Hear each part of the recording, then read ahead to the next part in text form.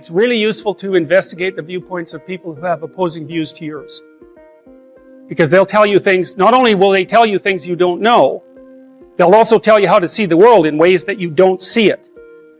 And they'll also have skills that you don't have, that you could develop.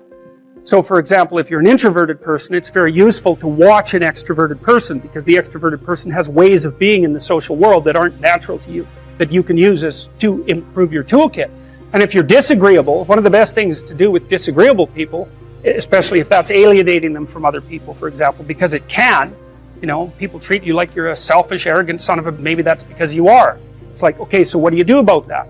One of the most promising treatments, let's say, for that is get the person to do something for someone else once a day, just as a practice, and learn how to do it. Maybe you can wake the circuit up, if you think that it's lying dormant in you, which is probably right. I think we have a very wide range of propensities within us. Some are switched on, genetic propensities. Some are switched on, but I think that if you put yourself in the right situation or walk yourself through the right exercises, you can switch some of these other things on as well. But it takes work and dedication and discipline. I would say, generally speaking, if you want to adapt yourself properly to life, you should find a niche in the environment that corresponds with your temperament. Right? You shouldn't work at cross purposes to your temperament because it's just too damn difficult. But having done that, then you should work on developing the skills and viewpoints that exist in the space opposite to your personality, because that's where you're fundamentally underdeveloped. And that way I think you can extend out your temperamental capability across a wider range. And to me, that's roughly equivalent as bringing a richer toolkit to each situation. So if you're hyper extroverted, you should probably learn to shut up at parties now and then and listen just to see what's going on, to see if you can manage it. And if you're introverted, well, then you should learn how to speak in public and to learn how to go to parties without hiding in the corner and saying nothing to anyone. And if you're agreeable, then you need to learn how to be disagreeable so people can't push you around. And if you're disagreeable, you need to learn how to be agreeable so that you're not an evil son of a bitch.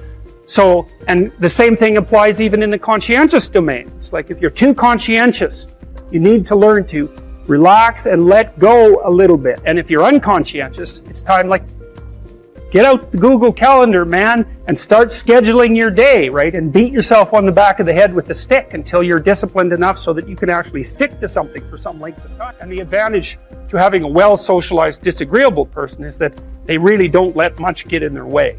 So if you can get a kid who's disagreeable socialized, that person can be quite the creature, because they're very forward-moving in their nature and very difficult to stop. But if you don't get them successfully domesticated, tamed, roughly speaking, by the time they're 4, their peers reject them.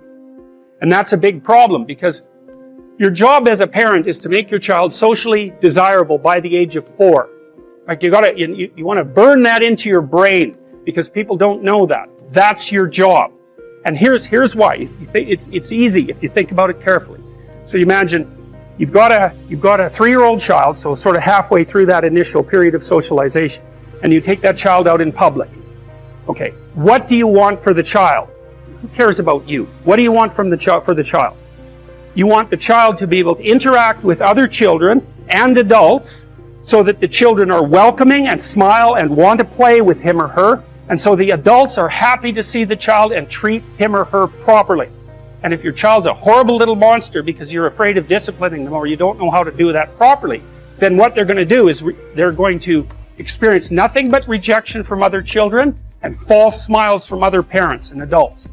And so then you're throwing the child out there into a world where every single face that they see is either hostile or lying.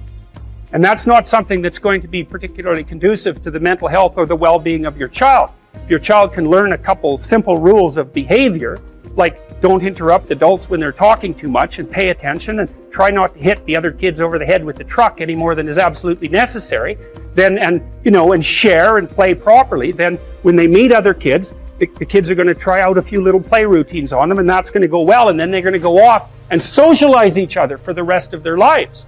Because that's what happens, is that from 4 years old onwards, the primary socialization with children takes place among other children. And so if the kids don't get in on that early, they don't move into that developmental spiral upwards and they're left behind. And you can imagine how terrible that is, because a 4-year-old will not play with another 4-year-old who's 2. But a 5-year-old certainly will not play with a 5-year-old who's 2, right? Because the gap is just starting to get unbelievably large. And so the kids start out behind, and then the peers leave them behind, and then those kids are alienated and outside the peer group for the rest of their life.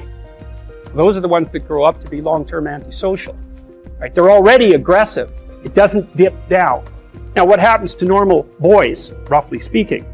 Imagine the aggressive 2-year-old types. They get socialized, so their level of aggression goes down, and then they hit puberty and testosterone kicks in, and bang, levels of aggression go back up. And so that's why males are criminals between the ages roughly of 16 and about 25. So, and it matches the creativity curve, by the way. It's so cool. If you look at the spike of creativity among men, 16 to 25, and it starts to go down, criminality matches that absolutely perfectly. So that's quite cool. So, and so the testosterone levels raise the average level of aggression among men, more dominance than aggression actually, and testosterone is by no means all bad. And then it starts to decrease at about age 25 or 26, which is usually when men stop staying up late at night, stop drinking as much, develop a full-time career, and take on the burdens and responsibilities and opportunities that are associated with a long-term partner and family. This young man told me that his life lacked purpose and direction and meaning, and that he was nihilistic until he read Zen and the Art of Motorcycle Maintenance, which is a book I actually like quite a bit. I've read it 3 times at different decades of my life. And one of the things that's very interesting about that book is that it's an examination of the idea of quality, of the idea that there are qualitative distinctions between things, and that we have an instinct to make qualitative distinctions. And so a qualitative distinction is simply, this is better than that, which is a judgment. Okay, now what Ratzinger is hypothesizing is that the person in and of, you know how the modern idea is you're supposed to accept yourself. I think that's an insane idea, by the way. Really, I can't think of a more nihilistic idea than that you're already okay. It's like, no, you're not. And the reason you're not is because you could be way more than you are. So what do you want to be? You want to be okay as you are? Or do you want to strive towards what's better? And this young man, this Australian, he said that the reason that Zen and the Art of Motorcycle Maintenance had such a impact on him was because he wasn't happy with his current mode of being, right? He didn't consider the manner in which he conducted himself sufficient. And the fact that the author of Zen was Pirsig laid out the notion that you could make qualitative distinctions, and there really was a difference between good things and bad things, or great things and evil things. It gives you direction. It gives you the possibility of moving upward. And Ratzinger is pointing out, at least to some degree, that human beings are insufficient in and of themselves and need the movement upward. And so they need to conceptualize something like the highest good, and then to strive for that. And the thing is that there isn't any difference between conceptualizing the good and being judged. Because if you're going to conceptualize the good and move towards it, what you have to do is separate from yourself all those things that aren't good and leave them behind. And that's why the Redeemer and the Judge are the same thing. And one of the things that's really appalling, I think, about our modern world is that we're rejecting the notion of qualitative distinctions. You say, well, we don't want to hurt anybody's feelings by saying that one thing is better than another. It's like, okay, fair enough. It's not fun to be cast off with the damned. That's for sure. But if people are, in fact, insufficient in their present condition, which seems to be the case, I mean, try finding someone who isn't, then if you deny the possibility of qualitative distinction because you want to promote a radical egalitarianism, then you remove the possibility of redemption because there's no movement towards the good. And it seems to me that it's a catastrophe to sacrifice the good for the equal. Because for us to be equal would mean, as far as I can tell, that we would all be equally unredeemed and miserable.